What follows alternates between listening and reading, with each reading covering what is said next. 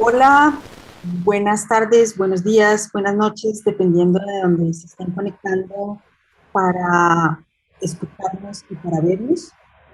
Les doy la bienvenida a esta conversación que tendremos dentro del ciclo El lado B, que también es el lado A, diálogos entre las protagonistas de la música electrónica latinoamericana. Este es un ciclo que inició en septiembre con la mesa El lado B, que también es el lado A, pioneras de la música electrónica en América Latina, que tuvo lugar en el Festival Visiones Sonoras que hace el Centro Mexicano para la Música y las Artes Sonoras de México. En ese momento estuvieron Adina Izarra de Venezuela, Alma Laprida de Argentina, Teresa Díaz de Cosío de México, Valeria Valle Martínez de Chile y yo, Ana María Romano Gómez de Colombia.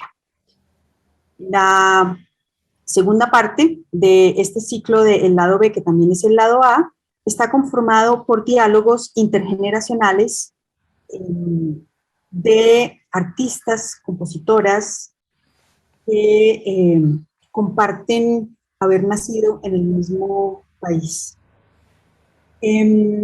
La plataforma en tiempo real tiene sede en Bogotá, en Colombia. Se concibe como un espacio que le da la bienvenida a propuestas en donde el sonido se imagina desde múltiples naturalezas y se construye en amplias perspectivas. Por ello, invita a propuestas cuyas indagaciones se manifiestan en la diversidad surgida de los diálogos entre sonido y tecnología desde perspectivas experimentales y feministas. Desde el 2013 cuenta dentro de sus apuestas más importantes la política de apoyar el trabajo de las mujeres, no solo invitándolas a ser parte de la programación artística, sino también dentro de sus equipos de trabajo. Para el festival es primordial que las mujeres se sientan en una plataforma que les da la bienvenida siempre, que es segura y en la que construimos a partir de la confianza. La plataforma en tiempo real está conformada por el Festival en tiempo real, la Escuela de Experimentación Sonora en tiempo real y la editorial. En todas ellas trabajamos de manera articulada con colectivas y organizaciones porque nuestra acción política es el trabajo colaborativo como apuesta para aportar al bienestar y a un mejor futuro. Les dejo entonces en compañía de Catalina Peralta, compositora colombiana, una de las pioneras, protagonistas de la música electrónica en Colombia, cuya labor se ha desarrollado ampliamente en el ámbito creativo y en el ámbito docente. Ya ha sido formadora de muchas generaciones de compositoras y compositores que se han interesado por el trabajo con los medios electrónicos y por esa razón quisimos invitarla a ser parte de estos diálogos. Conversará con ella Natalia Trujillo. Ella reside en Medellín, Colombia, y es compositora, cantante y docente, una activa integrante también de diferentes espacios colectivos, como por ejemplo la Red Latinoamericana de Compositoras. Muchas gracias por escuchar y vernos. Bueno, aquí Natalia, ¿cómo estás? Muy bien, maestra, ¿y usted cómo está? No, pues un honor estar compartiendo aquí esta conversación, tanto con Ana María, gracias por la invitación, contigo, Natalia.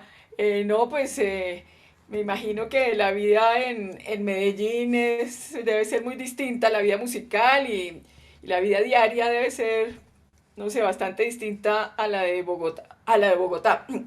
Digo, a la de Bogotá por lo que siempre vivimos como bajo un estrés bastante exagerado por las distancias, las complicaciones.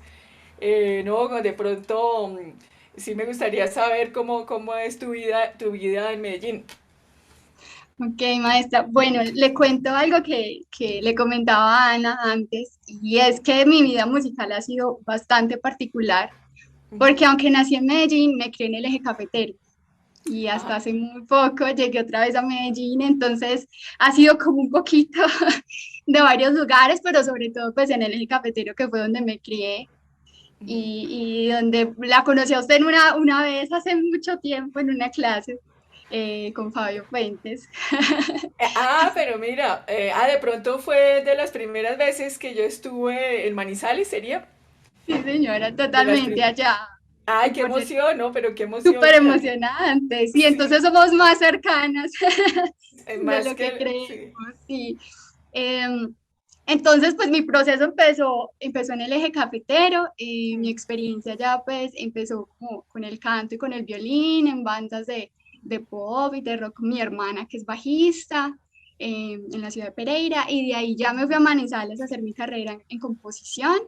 Em, pues inicialmente no tenía la verdad ni idea que iba a ser composición porque pues la verdad es que no tenía muchas referentes compositoras, pues siempre referentes cantantes, que es lo que más se ve, o instrumentistas, pero sí, llego a Manizales, empiezo a hacer mi carrera y me doy cuenta que empiezo a disfrutar muchísimo más las clases de armonía, de contrapunto y los espacios donde teníamos para crear que los espacios de instrumento. Digamos que los espacios de instrumento los disfrutaba mucho en el sentido de que podía conocer los recursos que tenía en ese entonces el violín, que era mi instrumento, pero empiezo a darme cuenta de que yo era bastante diferente a mis compañeros y a mis compañeras porque veía la música como de otra perspectiva.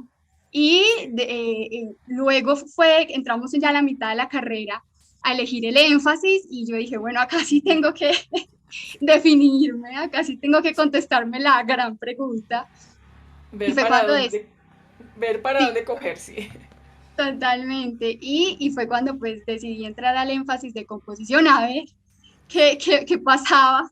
Y sí, ahí empecé ya composición con varios maestros, pero particularmente con el maestro Fabio. No, pero mira qué linda esa conexión, de verdad no me la esperaba, no me la imaginaba hoy.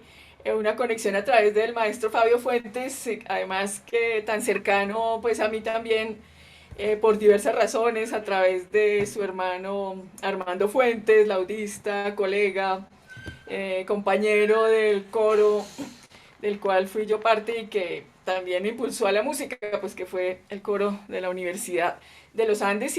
Pero yo realmente conocí a Fabio Fuentes fue a través de mi corta estadía, mi corta pasada por la Orquesta Sinfónica Juvenil de Colombia. Cuando ingresé, estaba yo ya en el conservatorio de la Universidad Nacional estudiando oboe, que fue pues también mi instrumento de conexión con el mundo de la música clásica. Ingresé por unos meses mientras ya estudiaba con una profesora norteamericana, Linda Kaplan, en el conservatorio. Entré a la Orquesta Sinfónica Juvenil de Colombia y ahí estaba como violista. Creo que ya él tocaba viola en la orquesta, Fabio Fuentes. O sea, realmente ahí lo conocí y mira que, no, esa conexión es increíble porque muchos años después, pues ya nos reconectamos con Fabio en los festivales internacionales de música contemporánea, pero incluso antes, compartiendo sin saberlo conciertos programados por Carlos Barreiro en el Colombo Americano. Fíjate que yo tengo todavía el programa, aquel de finales de los años 80, de uno de los conciertos del Colombo Americano de Carlos Barreiro, donde en el programa creo que había obras, si no estoy mal ahorita, de Luis Pulido también, de Fabio Fuentes, una mía, y bueno, de pronto incluso de Guillermo Gaviria en el mismo concierto, es posible, sí, si no estoy mal. Pero de verdad, o sea, desde la Sinfónica Juvenil, lo que más recuerdo, o sea, de los momentos más hermosos musicales y personales de los comienzos de los años 80, fue la presentación, el montaje y presentaciones de Pedro y el Lobo, la obra de Prokofiev, ese maravilloso Pedro y el Lobo, dedicado a los niños. O sea, eran presentaciones ante todo infantiles, familiares. Incluso creo que hubo una presentación en el Teatro La Comedia que después se convirtió en el Teatro Libre de Bogotá. Pero sí, fíjate, ¿no? Ese recuerdo de cómo conocí a Fabio Fuentes y ahora pues saber que tú fuiste alumna de él en Manizales y que nos encontramos alguna vez allá en los talleres, de verdad que muy emocionante. Ah, bueno, y precisamente no sé si, también cómo fue, entonces, bueno, tú dices que desde el violín también, pues fíjate la casualidad, desde un instrumento yo también llegué a la composición. No sé, entonces, ¿en qué momento como que uno hace el clic de decir no quiero ser instrumentista de orquesta, bueno, o de cámara, pero no quiero dedicarme full time, o sea, con toda la concentración a un instrumento, aunque sea la vida, o sea, realmente uno en ese momento de instrumentista sí adora su instrumento y el repertorio y las actividades de orquesta o de cámara, en fin. Pero sí, como que, ¿por qué hace el cerebro clic a interesarse por la creación musical? Tú mencionaste algo bien interesante y es que como que veías la música desde otra perspectiva diferente a los colegas instrumentistas. Ah, no sé si por ahí ese clic tiene que ver con tus creaciones actuales, no sé, sí. Bueno, resulta que yo siento que ese clic estuvo desde siempre, o Ujú, sea, como que yo sentía que cuando de niña estuve en batuta y yo sentía que aún desde los ensambles de percusión y los montajes que hacíamos ya en la orquesta de cuerda, mis compañeros estaban como, y mis compañeras muy preocupados por montar bien su parte y ujú. yo en los montajes me desconcentraba mucho porque empezaba a mirar lo que estaban haciendo todos los instrumentos, entonces no me podía Ujú. concentrar mucho tocando. Me parecía fascinante y pues yo era muy chiquita, entonces desde ese momento no sabía qué estaba pasando, pero cuando llegué a la universidad y empecé a ver que cuando componía, empecé a hacer mis pequeños ejercicios de composición en las clases de armonía y contrapunto, lograba como sentirme igual que cuando mis compañeros estaban tocando ese instrumento. Yo decía, ves que definitivamente mi cerebro está funcionando diferente, mis intereses son diferentes. Solo que, como le decía al comienzo, no tenía tantos referentes de pronto sí de compositores, pero no de compositoras. Entonces, como que no he encontrado muy bien cómo empezar ese camino hasta que ya tuve como, bueno, vamos a ahora elegir el énfasis. Sí. Yo, pues me están dando la opción de componer, entonces vamos a empezar a componer. Y realmente ha sido un camino súper hermoso. Además, como le contaba que cuando la conocí, que además fue la primera compositora que yo conocí en persona, mi perspectiva empezó a cambiar totalmente. Yo dije, o sea, si hay compositoras, de pronto no conozco muchas, pero entonces han existido, existen, existirán compositoras, entonces yo también puedo ser compositora. Y ese momento para mí fue determinante y ahora pues que tengo la oportunidad de conocer muchas más compositoras en la red, he confirmado que definitivamente fue como la mejor decisión, que aunque no hubieran muchas compositoras a mi alrededor, era mi camino. Ah, sí, porque fíjate, eso es verdad que en la época de estudiante, como también te venía contando de comienzos de los años 80, realmente los referentes de composición para mí no fueron ni grandes ni pequeños, o sea, casi no existían. Pero sí, de las experiencias que recuerdo en la Universidad Nacional, pues que realmente como que me abrieron la mente, fue por un lado asistir a los conciertos de Jackie Candru, el conjunto dirigido por aquel contratenor perteneciente, o sea, por un lado contratenor y por otro lado indigenista, investigador, cierto, de toda la cultura nuestra, colombiana, indígena, y, o sea, eso fue súper impactante ver a Jackie Candro en el auditorio León de Grave hacer sus performances, pero fue como de las primeras veces que veía a los músicos, pero además pues con una actitud ritual, salirse del escenario y subir por las escaleras dentro del público, subir a los palcos y estar pues todo el tiempo eh, recitando y cantando en la actitud, digamos, muy purista de nuestras tribus indígenas. Entonces, por un lado, o sea, ese auditorio de León de Grave, pues es parte de mi vida y lo seguirá siendo, y ese es uno de los recuerdos, pues, especiales. Pero otro fue también, claro, con compositores consagrados como Blas Emilio Tortúa o Sumaqué, el maestro Francisco Sumaqué, también haciendo arreglos y presentando sus obras sobre todo con la Orquesta Filarmónica de Bogotá en el León de Grave. O sea, de todas maneras esas obras me marcaron muy fuertemente.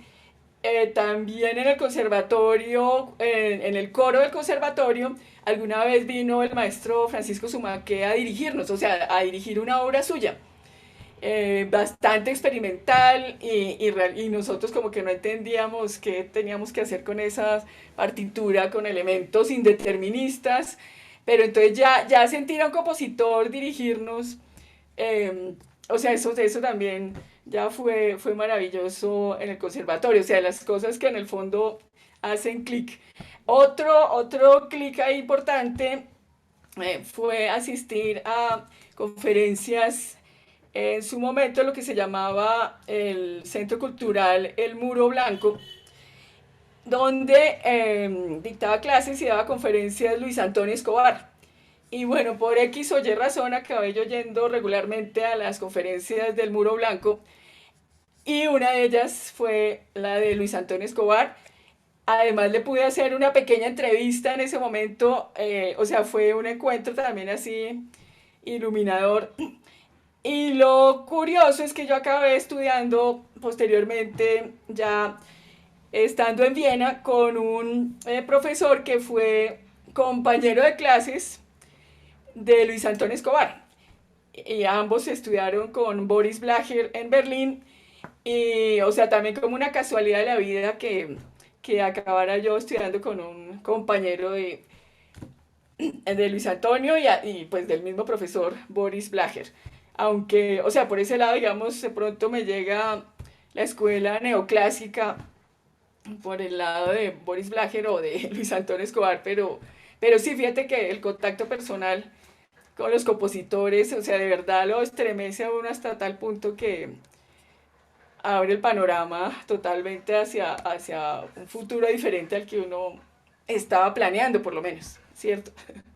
Totalmente, además porque también de pronto desde la infancia no nos muestran que, pues tradicionalmente que la composición es una opción, ¿cierto? Ya una en la universidad, pues por lo menos así me pasó a mí, que me di cuenta que la composición era una opción, pues aparte de estar en mi cuarto y hacer canciones, ¿cierto? De niña, de tenerlo como profesión y dedicarme a eso, pues siento que de pronto en la infancia no se muestra como mucho esa posibilidad, pero como que el corazón le va hablando a una y poco a poco uno termina como enamorada y no ve como otro camino. Así fue que me pasó a mí. Entonces sí, conocer compositores y compositoras, uno empieza a ver como cosas en común, la perspectiva sobre la música, también sobre la vida. Es súper particular, entonces definitivamente los referentes son muy importantes.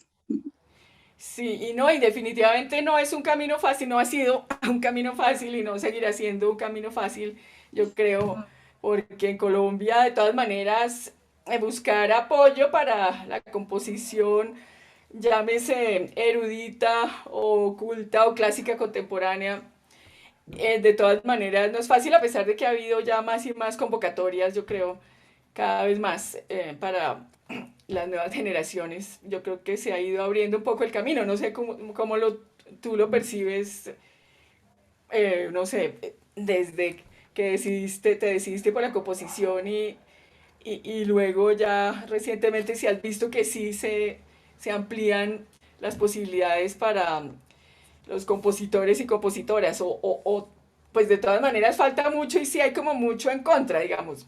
Creo que si no sé cómo sientes tú, digamos, fuerzas en contra, también, no sé. Sí, creo que sí, de acuerdo, o sea, no es elegir ser compositor no es fácil y ser compositora es mucho más difícil Sí, por los menos fácil prejuicios y todavía. menos fácil todavía. Obviamente no puedo decir que es igual a cuando era niña como es ahora, porque como le comentaba, ya he podido conocer muchas más compositoras desde a los años que la conocí a usted, ya empecé a conocer redes y bueno, festivales increíbles donde se promueve mucho, como este festival en tiempo real, donde se promueve la música de compositoras. Creo que vamos súper bien, aunque nos falta mucho, creo que ahora sí es mucho, mucho más sencillo que antes, entonces creo que estamos de acuerdo en eso.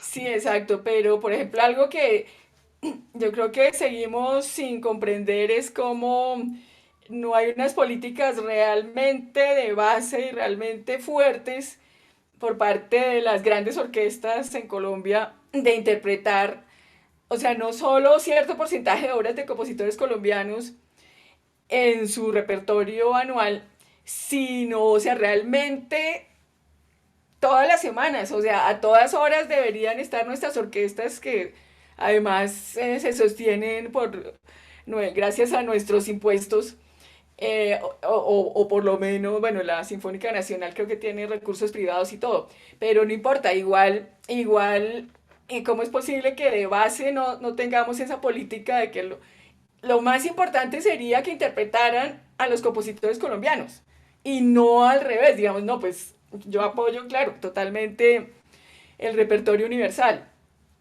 por supuesto, no hay duda, pero es que aquí como que tenemos la mentalidad ya totalmente al revés, que, que es que como que siempre es, desafortunadamente hay que decirlo, o lo hemos dicho varias veces, incluso a directores de festivales, que no es porque le hagan un favor a los compositores colombianos, es que realmente el punto de partida, si estamos en Colombia, si somos colombianos, pues el punto de partida tiene que ser los compositores colombianos, las compositoras colombianas, pero no al revés, el repertorio universal, digamos que pues de por sí ya tiene todo a su favor y los que hacemos cosas y o luchamos por hacer cosas nuevas, pues tendríamos todo en contra.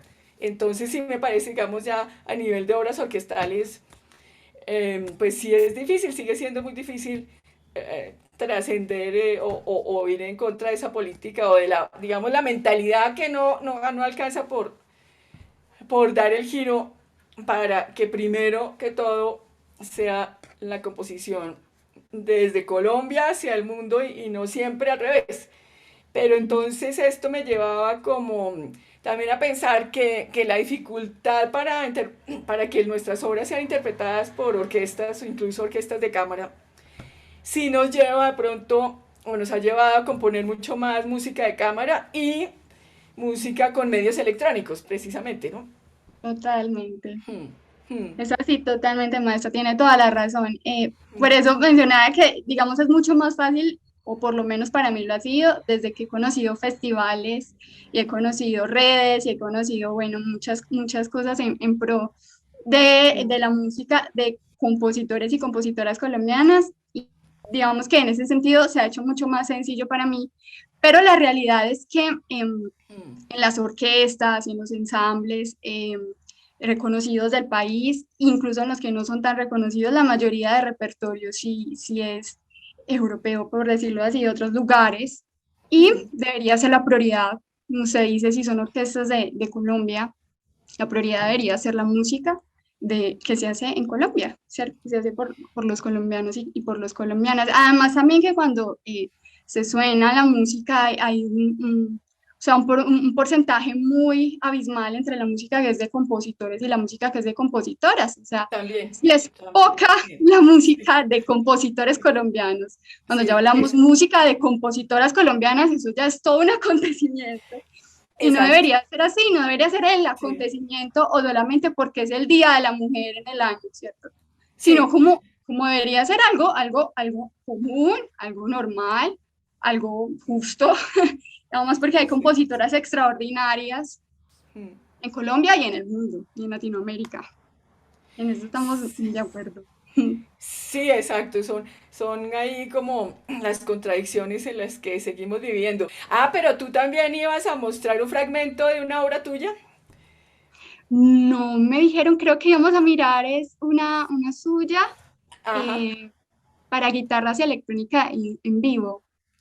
Ah, ya. Ah, entonces creo que la podemos ir mirando, o sea que se seleccionó un fragmento, o sea, dos movimientos de la obra Cámara de Resonancia, Cuerdas Falsas uno, o sea, como el primer ciclo que surgió para varias guitarras eléctricas y electrónica en vivo. Ah, bueno, me imagino que ahorita lo vamos a mirar y ya seguir explicando.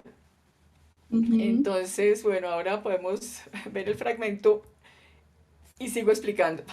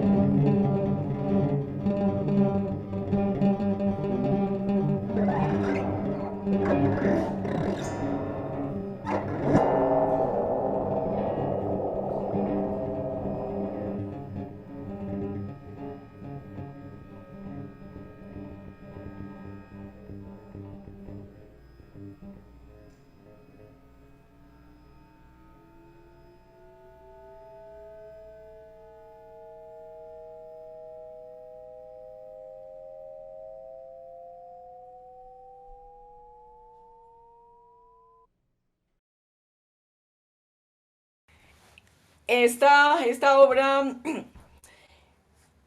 surgió sobre todo por el contacto con un grupo de guitarristas, digamos que no es una obra que haya comenzado en abstracto, desde un punto de partida estructural y que desde ahí se decida un formato instrumental, o que desde ahí, digamos, se conecten ideas extramusicales. No, sino que el punto de partida fue la maestra guitarrista Elena Casoli, profesora en la Escuela Superior de Música de Berna, quien vino a Bogotá inicialmente a hacer un taller de guitarra clásica a la Universidad de los Andes, invitada por el maestro Carlos Roca.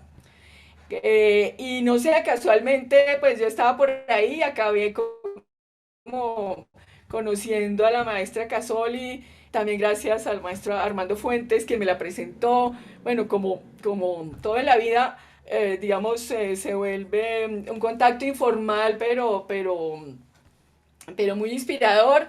O sea que después de tomar un tinto y conversaciones así en las pausas del taller,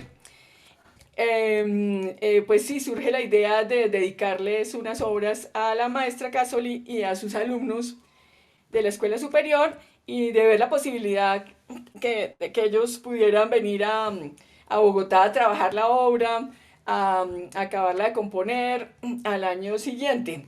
Eso fue, o sea, el primer contacto con ellos, no, incluso creo que fue en el 2012, y ahí yo apliqué a una convocatoria, y ya para el 2013, entonces estábamos en conversaciones a distancia de si pues ellos iban a poder venir a Colombia a tocar las obras, o digamos la obra en varios movimientos. En fin, o sea, empezamos a trabajarla así a distancia hasta que se consolidó la posibilidad de ellos de venir en 2015 ya a interpretar las piezas. Bueno, por esa época, entonces, dentro del proyecto que yo presenté en el 2012, incluía el sistema Kima Pacarana, que es un sistema de Life Electronics, sistema de electrónica en vivo, de procesamiento de las señales en tiempo real, muy efectivo, pero yo solo podía acceder a ese sistema a través del apoyo de la universidad, o sea, presentando la convocatoria, ganando la convocatoria para poder acceder al equipo y a un monitor con el que empecé a aprender el software Kima, eh, y hacer las prácticas. Entonces, Jason Vargas precisamente fue mi asistente durante todo ese proceso y en los conciertos de estreno de las piezas, para varias guitarras eléctricas solistas. Inicialmente eran solistas, y al final pues tocaban los cinco, o sea, existe un sexto movimiento donde interpretan los cinco guitarristas una pieza inspirada en el rock de los años 70, en el grupo Sweet. Bueno, o sea, una pieza con elementos claro, de todos los otros movimientos, también en una fusión y diálogo, eh, pero, pero integrados a una especie de cover o de remix de esta canción de Ballroom Suite, de Ballroom Blitz, perdón, de Ballroom Blitz, del grupo Sweet. Entonces, o sea, fue muy divertido, digamos, que la obra terminara como con esa oda al rock de los años 70, y que las piezas no fueran para guitarra clásica, sino para guitarra eléctrica con transformación en tiempo real. Entonces, bueno, hay otras piezas o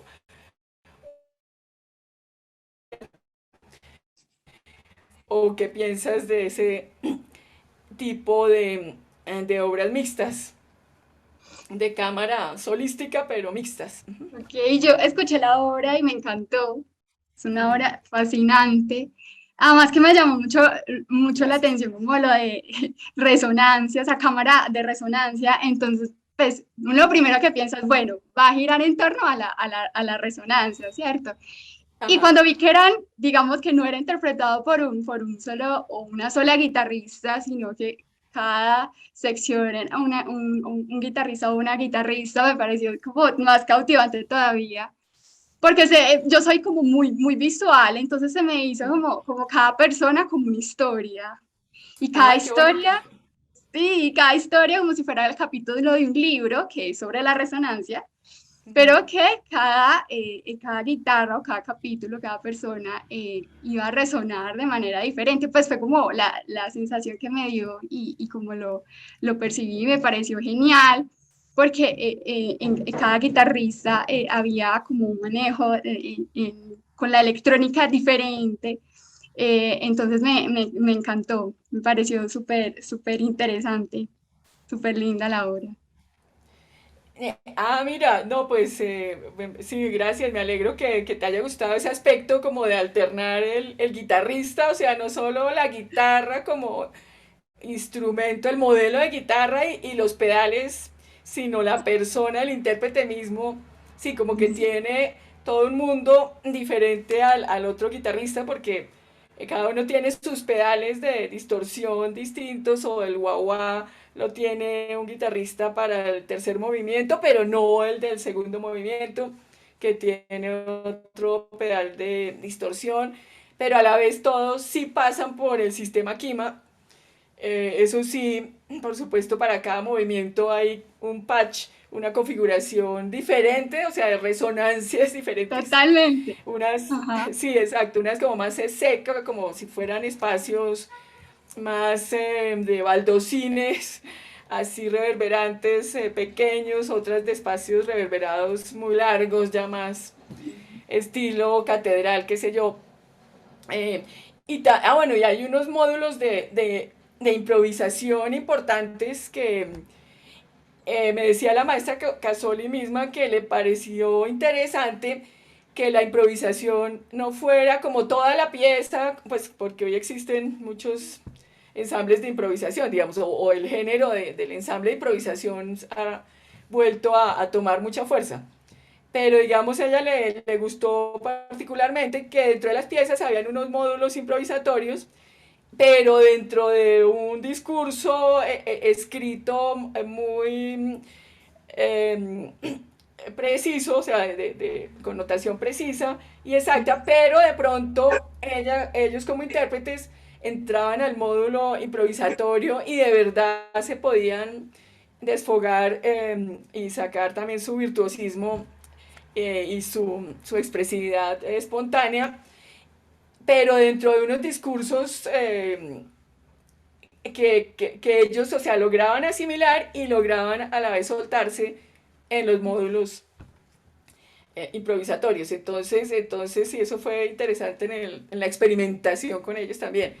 Además, porque tenían que poder reaccionar frente a cada configuración del sistema Sí. de transformación en tiempo real, pero lo hicieron, o sea, como con muy buena interpretación, excelente interpretación dentro del marco de la música contemporánea. Pues digamos que si uno habla de módulos improvisatorios, podría pensar también en el jazz. En el Ujú. jazz, bueno, y en el rock mismo, en solos improvisatorios de la música rock, que sí, al final en el sexto sale al fin y al cabo, ¿no? Al fin y al cabo. Sí, o sea, de todas maneras la pieza también tiene elementos extramusicales, literarios, extramusicales como el, las torres del parque y Rogelio Salmona como arquitecto, toda esta zona de la Plaza de Toros y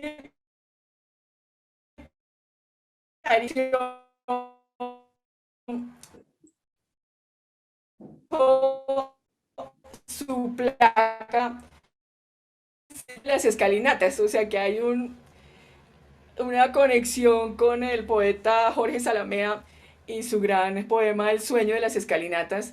Y ahí en esta subida entre el planetario, subiendo hacia la quinta, pasando ahí por el lado de la plaza y las torres del parque, pues justamente están, eh, o sea, Rogelio Salmona le hizo un homenaje también al sueño de las escalinatas ahí en su arquitectura del parque como conector entre el planetario y las torres, etcétera. Entonces, digamos, si hay esa referencia literaria también de la forma corta de Epífanos ya así denominada por el escritor Juan Carlos Botero en su libro Las semillas del tiempo. Bueno, Juan Carlos Botero, como su apellido nos puede insinuar, es hijo de el gran maestro Fernando Botero. Juan Carlos Botero, o sea, ese libro, Las semillas del tiempo, es de los libros más importantes de Juan Carlos Botero y ahí me inspiró mucho la forma corta, o sea, él da toda una explicación de lo que es una forma en prosa, pero compacta, muy significativa, pero muy corta. Entonces, de ahí también como que sale un poco la idea de ciclo de piezas de varios movimientos, pero con discursos compactos, así como dice en Las semillas del tiempo, a manera de epífanos, o sea, no epígrafes, que sería como un antecesor de forma corta, pero Juan Carlos Botero específicamente a sus cuentos dentro de ese libro, a sus cuentos los llama en términos formales, los llama epífanos. Entonces esa es otra conexión extramusical ahí que por esa época me impulsó para la obra, bueno, y espero que de pronto para otras piezas. Genial, maestra. ¿Y cómo fue esa transición o sea, de componer para instrumentos y empezar a componer ya para medios electrónicos hasta llegar a este sistema del que me está hablando de esta obra?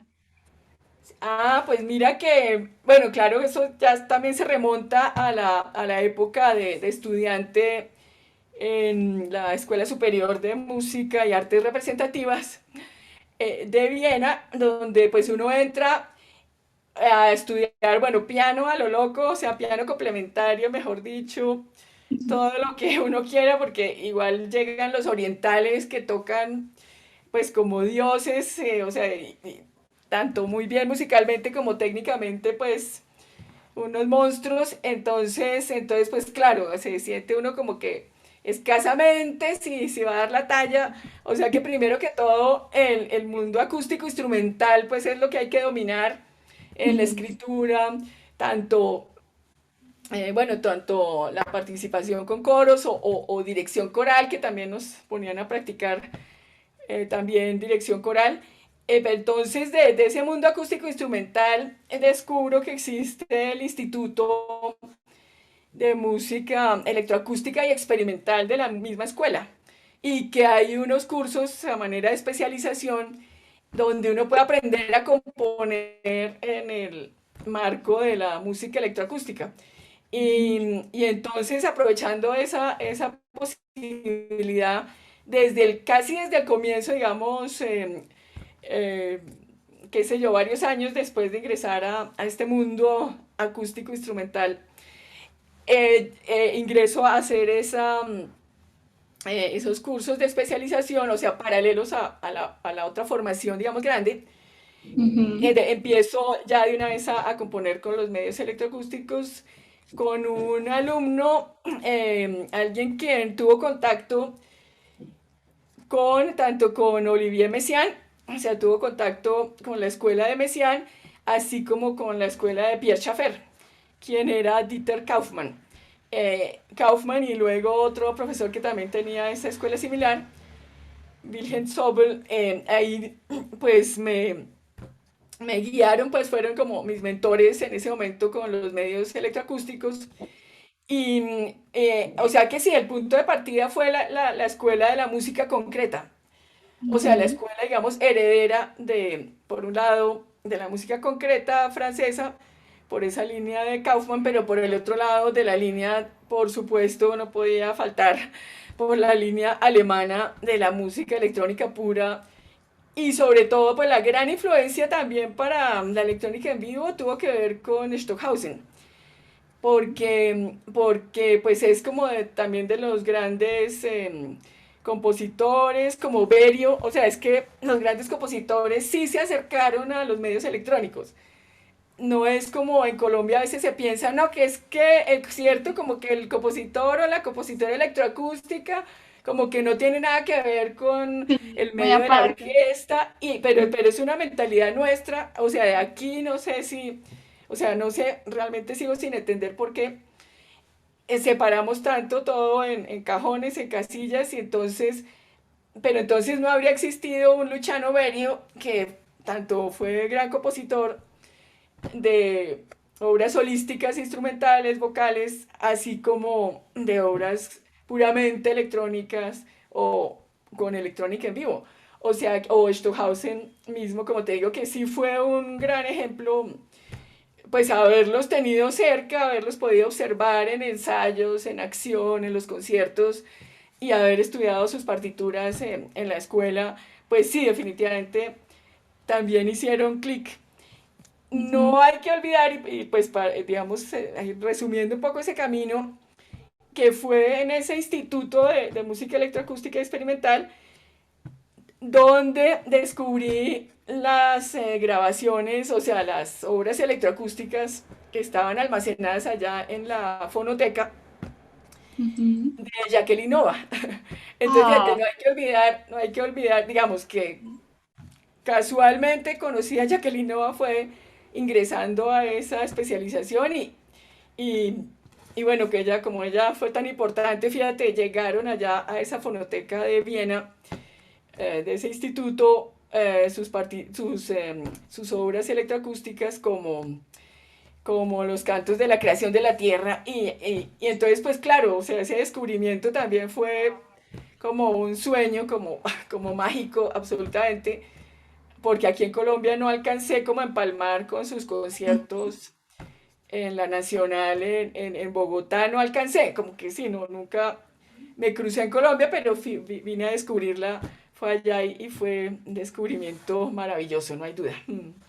debió ser increíble. Yo, la verdad es que escuché de Jacqueline Noa por primera vez porque el maestro Fabio le puso al laboratorio donde nosotros estábamos viendo nuestras clases de electroacústica y algunas de composición, Jacqueline Nova. Y Ah, para sí, mí fue también. como, wow, ¿quién es Jacqueline Nova?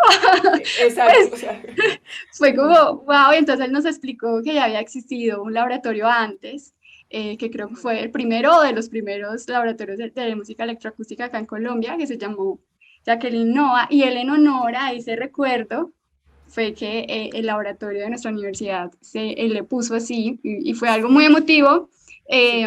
no solo porque, digamos, abría nuestro laboratorio, sino también porque era también la primera vez que escuchaba que un laboratorio tuviera el nombre de una compositora, entonces fue Sí. súper, súper emocionante, increíble. Sí, entonces, o sea, verdadera pionera en Colombia, pues sí es ella. Pues todo el resto somos sucesoras de esa gran pionera maravillosa, de verdad. Entonces, no, sí, lo del descubrimiento de la electrónica en vivo con este sistema, o sea, sí tuvo que ver, como te digo, remontándonos allá atrás con estos grandes compositores. Y bueno, y con el hecho de que en ese instituto había los medios, o sea, el instituto tenía módulos de procesamiento en tiempo real, en ese momento, pues sí, módulos digitales, pero digamos muy básicos, pero digamos esos fueron los primeros pasitos para el procesamiento en tiempo real, con un lexicón, había uno que era de marca o el modelo Lexicon LXP1 o módulos de simplemente reverberaciones, bueno, de diversas marcas que tenía ya el instituto. Y digamos que a mí me tocó el paso entre los sistemas analógicos de cintas de carrete abierto, o sea, de hacer electrónica en vivo con magnetófonos y ir conociendo por primera vez la existencia del DAT, de la grabadora DAT y de casetes digitales y de estos módulos que te digo que permitían un procesamiento mínimo, diga, pues mínimo digo porque no podían hacer delays largos o reverberaciones eternas, como después sí descubrí desde el 2012, como te digo, que este sistema Kima Pacarana de la gran inventora, es realmente una mujer genial la que inventó el software y el hardware, que es Carla Scaletti. O sea, Carla Scaletti en Chicago, desde los años 80 empezaron a desarrollar el software para procesar señales y como resultado, pues ya nos ha traído, o sea, ha traído, digamos, ha popularizado, eh, nos da acceso, mejor dicho, nos da un acceso más barato también ya a estos módulos de procesamientos que en los años 90 solo podían realizar institutos tan poderosos como el IRCAM de París, por ejemplo. Entonces, no, pues descubro yo que existe un módulo al cual podemos tener acceso a través de la Universidad de los Andes, que es este sistema Kima de Carla Scaletti, y pues quedo maravillada porque digo, uy, de pronto sí podemos de verdad hacer una electrónica en vivo estable con módulos de relativo fácil acceso a nivel técnico y podemos ser muy flexibles, por ejemplo, en términos de grafías. O sea, que se puede componer pensando gráficamente también. ¿Ves? O sea, que no hay que solo volverse un programador para poder componer con electrónica en vivo, sino que uno puede independizarse también y no estar siempre dependiendo de los ingenieros, digamos que es uno de los grandes problemas de la composición con estos medios, ¿no? Totalmente. Sí. Uf. Y bueno, usted descubre ese método, usted descubre lo de la música electroacústica en Viena, ¿cierto? ¿Y cómo es cuando llega a Colombia con todo este descubrimiento y como con todas estas cosas como que hicieron clic? ¿Cómo fue ese momento? O sea, cuando llegó acá y empezó ya a trabajar en eso acá. Ah, buena pregunta porque yo llegué a Colombia gracias a la Universidad Nacional primero que todo, pero entonces en la Universidad Nacional el interés era que yo enseñara composición acústica instrumental, o sea, digamos, no había Ujú, los medios o no, digamos, no se pensaba que yo pudiera enseñar de pronto electroacústica en la Nacional, no, sino que yo llegué a estudiar, a enseñar orquestación, composición con medios instrumentales y vocales, pero no con medios electrónicos. ujú, Entonces, pues fue muy interesante también por eso. Eh, pero claro, fue arduo porque pues yo traía, sí, mis materiales de orquestación y de composición, pero también como que tenía que traducir todo eso pues que había aprendido en una lengua extranjera, o sea que me costó mucho trabajo aprender allá, como era el alemán, y traía todos mis materiales y métodos en alemán, entonces tenía que empezar a rehacer el material, adaptarlo pedagógicamente. Sí, es que el recuerdo más grande que tengo es como adaptando y buscando métodos de orquestación para poder dictar aquí en la Nacional. Sí, porque lo que yo traía como que no me servía del todo, o sea, fue un descuadre ahí, una situación bien compleja, como te digo, de readaptación, no hay duda, readaptación al medio para poder dictar estos cursos. Me acuerdo que esa fue la época, ahí a mediados de los años 90, que llegó a Colombia la famosa teoría integrada. Y ujú. eso fue otro shock, otro choque, mejor dicho. Entonces, no, que ahora tenemos que enseñar teoría integrada y dar al tiempo contrapunto, armonía, morfología. Ah, Entonces, bueno, pues ahí sí me tocó también volver a cambiar de canal, inspirarme en métodos norteamericanos de teoría integrada. Entonces, no, entonces vuelve y juega y no, dicho, era como cambiar de metodología de todo lo que yo había aprendido, cambiarlo aquí, pero además adaptarlo con otras escuelas como la norteamericana, pues que no era la mía, para poder enseñarlo acá, como fue ese caso de la teoría integrada. No sé si a ti te tocó No, también no, algo de teoría integrada. no me tocó, o sea, sí fue tan shock, no. Sí, sí. Sí, digamos que todo más, mi shock fueron más como de descubrir, bueno, que lo mío era la composición, Mm, bueno, que luego que referentes femeninos en la composición, esos han sido como mis grandes shocks en la música. Pero sí me parece como admirable y súper emocionante escucharla contar como toda esa historia de lo que fue traer eso electroacústico a un mm, contexto de Colombia y como dice usted, o sea, cambian muchas cosas y bueno, allá funcionaba para ellos, pero ya viene usted y lo traen, ¿cierto?, para el contexto colombiano, para lo que es, digamos que me imagino que era todavía muy nuevo, muy novedoso en Colombia, fuera de eso que le ponen lo de la teoría integrada, entonces fue sí. increíble, increíble, Sí, de complejo, sí, bien lejos. complejo.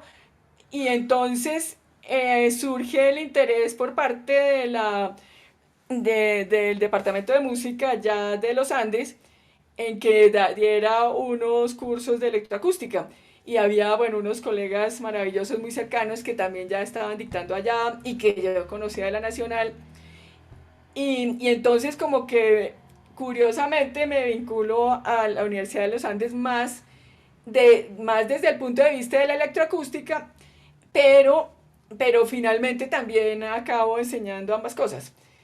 Ujú, También pues los talleres de composición que no tienen nada de electroacústica, pero sí algunos cursos de música electroacústica, bueno, que ahora también lo tienen otros profesores, pero lo último, digamos, a donde lo he aplicado es a cursos generales para estudiantes de toda la universidad, como ha sido el curso de música experimental, donde ujú, traigo todos estos temas de, pues, de multimedia incluso, o sea, de fenómenos multimedia, de música experimental en general desde el punto de vista de John Cage en adelante, ujú, y apreciación del sonido. Pues el último curso, digamos, que ya estoy dictando también, donde puedo traer a colación tanto elementos de la composición musical así universal, incluso desde el barroco, clasicismo, comienzos del siglo XX, Stravinsky, Ravel, pero los puedo integrar esos temas a una apreciación del sonido más amplia, donde ujú, el sonido electrónico también pues tiene mucha cabida. Entonces, ujú. digamos así, esos pasos me han llevado hasta la apreciación del sonido desde el punto de vista así más amplio, como te digo, lo que yo pretendo pues en este momento. Sí, pero Interesante. entonces, ¿y qué pasó con tu violín? Entonces, también la Ah, historia de tu violín, ¿en qué quedó? bueno, no, yo realmente entendí que mi relación con el violín era más desde la composición, o sea, que sentí una fascinación súper grande por el violín desde pequeña, era por la cuestión de que para mí la cuerda frotada es algo increíble, o sea, desde niña me producía cosas súper fuertes, entonces ya en la U pues entendí, lo acepté, sí, que era como mi manera de acercarme a la composición. Y de ahí en adelante ya ha sido maravilloso porque digamos que todo lo que uno aprende en un instrumento o en el canto también estuve desde muy pequeña, todo eso nutre mi yo compositora y realmente son herramientas, ¿cierto?, que vamos tomando eh, para componer. Entonces, digamos que el violín quedó ya, digamos, como algo complementario, pero sí, definitivamente mi camino en la composición y realmente lo disfruto mucho, maestra. Es para mí algo muy apasionante. Soy me gusta mucho probar diferentes estéticas, diferentes géneros. Estoy como todavía, siento que todavía estoy en una búsqueda. Y hasta hace muy poco dije, bueno, Natalia, porque estaba haciendo jazz, estaba haciendo canciones populares, estaba haciendo también algo de música contemporánea en la universidad, o sea, un poco como de todo, muy curiosa yo. Y hace un tiempo dije, bueno, Nati, pero tienes que concentrarte un tiempo en algo, ¿cierto? Para poder sacar como más obras, más estrenos. Y ahorita estoy como buscando mi propio sonido. Y estoy haciendo unas mezclas como entre minimalismo y técnicas extendidas.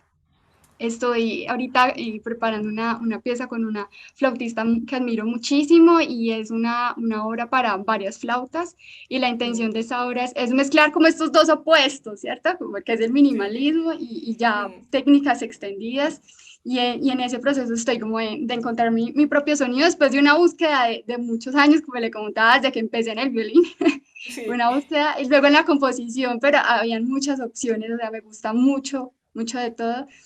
Y ahorita enfocándome como encontrar un sonido propio en la música académica. Igual creo que todas estas búsquedas, como le decía, son muy buenas porque siento que aunque a veces haga algo minimalista, se me sale un poquito de lo del canto popular, por un lado, así como que se Ah, chispa. qué divertido. Ah, pero eso está muy divertido. O sea, la cantautora Sí, sale también a relucir. sí, y es inevitable porque no es como que sean diferentes personalidades, sino que todo está como, hace parte de mi historia musical. Entonces sí, ha sido bastante aventurera mi historia. Sí, ah, no, pero mira, no, lo que dices de buscar el propio sonido, o sea, realmente, pues te felicito que estés así como tan consciente de tu búsqueda, porque no es fácil, o sea, No. definitivamente no, no más decirlo, que es que si estoy tratando de buscar mi propio sonido, ya eso es tan difícil a veces de aceptarlo, ¿no? Ujú, Y de verdad, pues digo, porque el eclecticismo sigue siendo muy válido y no todo es estilo personal, sino que ujú, ujú. las posturas eclécticas también, por supuesto, más y más tiene cabida, pero fíjate lo importante que es poder decir que estoy buscando mi propio sonido, sí. Sí, y como no intentando negar como toda esa búsqueda que he tenido, Hmm, sino intentar de que toda esa búsqueda que he tenido en el jazz, en la música popular, en la música hmm, contemporánea, hmm. encuentren como, el diálogo o el discurso que quiero dar ahora, porque puede que ese discurso en un futuro se transforme y sea completamente diferente y está súper bien. Pero ahora siento como, y me apasiona como poder encontrar, sobre todo en esta obra que estoy componiendo ahora, tomar todas esas influencias que he tenido y poder como decir, bueno, esta es mi voz en este momento, es como quiero sonar en este momento. Eso es, sí, y no, como dices, no es para nada, nada fácil decir, bueno, estoy buscando mi sonido. Sí, sí, porque, bueno, en fin, eso también ya serían unos temas larguísimos cuando se empieza a hablar de identidad, de la búsqueda de la identidad y de la identidad latinoamericana o colombiana. La verdad, en general, a mí no me gusta tener esos puntos de partida, no, que es que estoy buscando la identidad puramente colombiana o Sí. verdaderamente latinoamericana. La verdad no soy de esa línea. Prefiero, digamos, se convierte más como en cadenas, como en un encadenamiento estar tratando de encontrar identidades latinoamericanas. Ujú. Y prefiero que las búsquedas, o sea, que el arte, la ciencia o la literatura más bien guíen mi camino y no tanto posturas políticas o sociológicas, la verdad no tanto por ahí. Ujú. Totalmente, además porque pues todos tenemos la música al final y al cabo está impregnada de nuestra historia, eh, que pues sí, nacemos en un país, pero hay muchos referentes de músicas que escuchamos de otras partes que también han marcado como Sí. cosas increíbles en todos y en todas, entonces no creo que como sea también como negarlas, no. Creo que somos como un sancocho, un Ah, sí, sancocho pero de eso es lo muchas cosas. fascinante, eso es lo, Sí, sí, eso es qué chévere, increíble, eso es sí, hacer que nuestra música sea, o sea, la sí, música de ujú, todos y de todas es súper diferente, pero aún la música que sale de nosotras mismas a lo largo de ujú. la vida también puede ser súper diferente. Entonces creo que todo ese sancocho de influencias y de referentes que guardamos en nuestro cerebro terminan creando, ¿cierto? Como cada pieza y cada cosa, sí. Ah, no, esa palabra sí que es bien colombiana y sí cuadra como con una nueva etiqueta de la estética que somos nosotros, el sancocho. No, es que es verdad, es que Totalmente. es tan rica nuestra cultura por eso mismo, por ese multiculturalismo. De verdad que sí, esa es la clave. Totalmente, sí. No, pues yo agradecerle por este tiempo, lo esperaba con mucha expectativa y con mucha emoción, por lo que le comentaba al principio de lo que fue para mí conocerla en un en una clase de composición. Para mí fue súper importante en mi historia como compositora, entonces muchas gracias por este tiempo. Aprendí muchísimo, me reí muchísimo, la pasé Ah, genial. no, Entonces, al contrario, por favor, el aprendizaje ha sido para mí y más en este momento ya casi de pospandemia, esperemos que donde de verdad se nos abren nuevos horizontes, incluso gracias a la pandemia, no, estoy es agradecida contigo por esta iluminación que me das.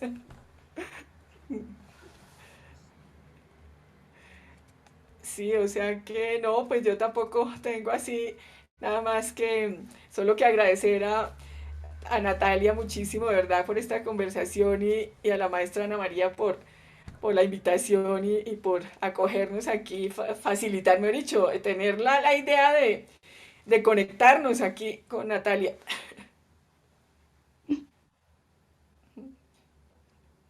Pues muchas gracias a ustedes dos, a Catalina y a Natalia, por esta conversación tan amena, que da cuenta como muy bien como de una parte de lo que ha sido como esta historia en Colombia, ¿no?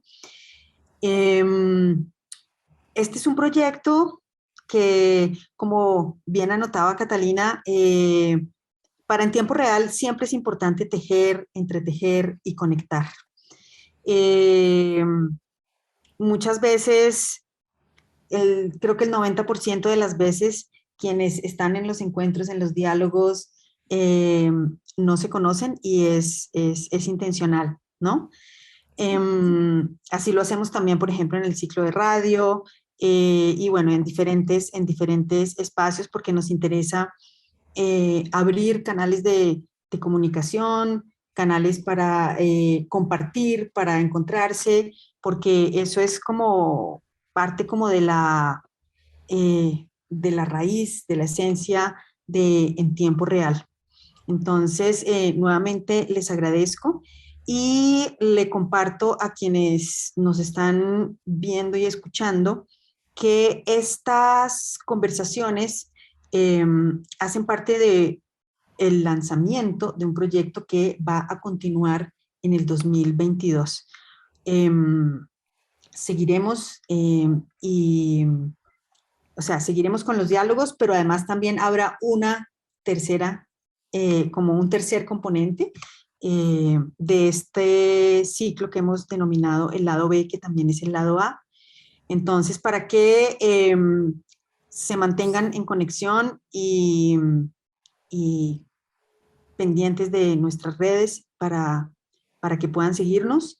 Entonces, pues bueno, por ahora eso, la invitación a, a que estén pendientes de lo que sigue en el 2022 con este ciclo del lado B, que también es el lado A, que incluso les adelanto también, o sea, va a salir de lo audiovisual para ir a otros formatos también y como les decía, bueno, una tercera fase eh, que va a empezar, esa sí va a empezar en el 2022.